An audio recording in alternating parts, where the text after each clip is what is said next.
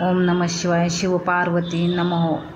शिवपार्वतीच्या टेकडीवर गेलतो. अश्वारूढ असा मस्तपैकी शिवाजी महाराजांचा पुतळा बघितला म्हणजे इतका अभिमान वाटतो. इतका सुंदर ठिकाणी म्हणजे चौकातच आहे, त्यामुळे हिरवगार टेकडीवर इतकं सुंदर वातावरण झालं. संध्याकाळचं पाऊस पडून गेल्यामुळं सगळीकडे स्वच्छ आणि सुंदर, झाडं पण इतकी स्वच्छ धुवून निघालती.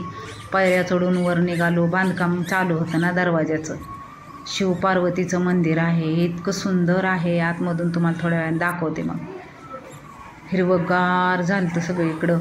खूप जण आली होती खेळायला. मस्त झालं होतं वातावरण सुंदर असं.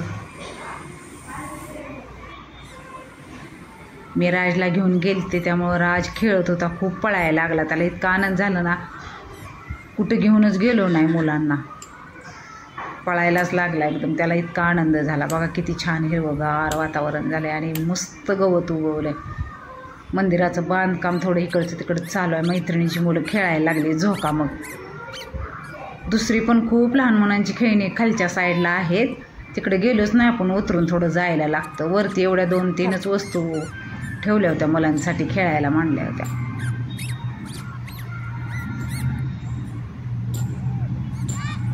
भरपूर मुलांना खेळ असं वाटतं. राज पण खूप छान खेळला. आम्ही पण खेळलो थोडं तिघीजणी. अनुराधा पडली. थोडंसं नाही लागलं म्हणा. इतकं हसलो ना, खूप हसलो. जे ते उन्हाळ्याच्या सुट्टी तिकडं जा, मुलांकडं जा, मुलीकडं जा चालूच असतं. त्यामुळं भेटायला एवढा वेळच मिळाला नाही. त्यामुळं भेटलो तेवढंच का होईना, 2 तासभर भेटलो.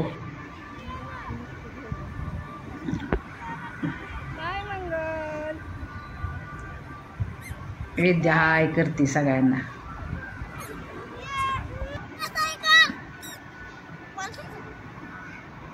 बसलो जरा बागेत. हिरव्यागार गवता. किती स्तुती निसर्गाची. इतकं गार निसर्ग डोळ्याने पाहिल्यावर छान वाटतं खरंच.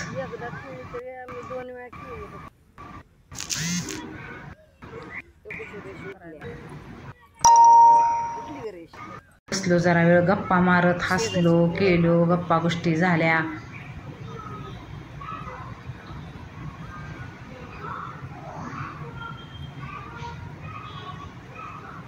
भरपूर आली होती इकडची तिकडची, पण भरपूर मुलांना घेऊन खेळायला आली होती.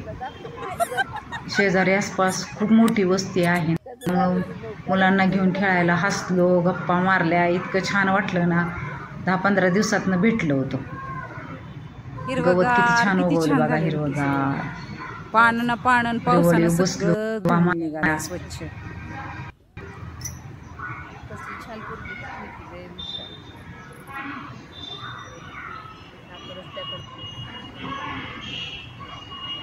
भरपूर जण घेऊन आली ती आपल्या लहान मुलांना खेळायला.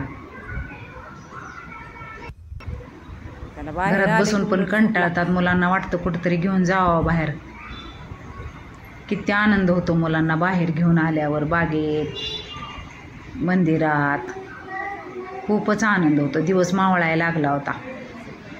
बसलो अजून जरा वेळ. मग संध्याकाळचं ज्याचे तर जायची ओढ. नाणी आली होती तिच्या नातवाला घेऊन. लाजत होता. बसलो वेळ.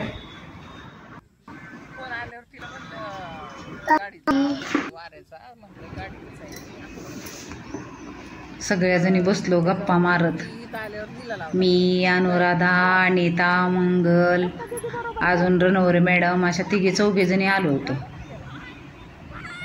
मुलांना जाऊच वाटत नव्हती, इतकी मुलं खेळत होती.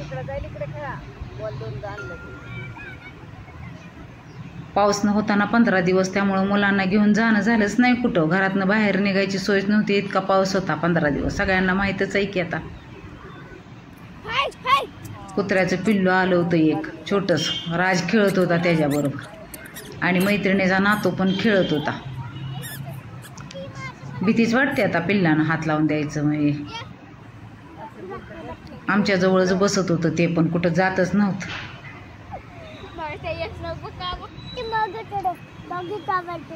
राज त्याच्याकडे बघत बसला होता किती उशीर. हा मैत्रिणीचा नातो आहे, जे ते आपल्या आपल्या नातवंडांना घेऊन आलं होतं. किती सुंदर बसले बघा. मग संध्याकाळ झाले, त्या दोघी तिघी गेल्या, त्यांना स्वयंपाक करायचं होतं आणि अनुराधाला पण जायचं होतं तिच्या गावाला. आमच्या अकलूजपासून 25-30 किलोमीटर तिचं गाव आहे.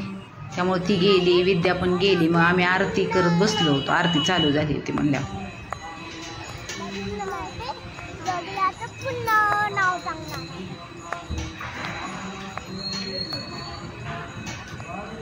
आरती केली आणि आतमध्ये मंदिरात दर्शनाला गेलो.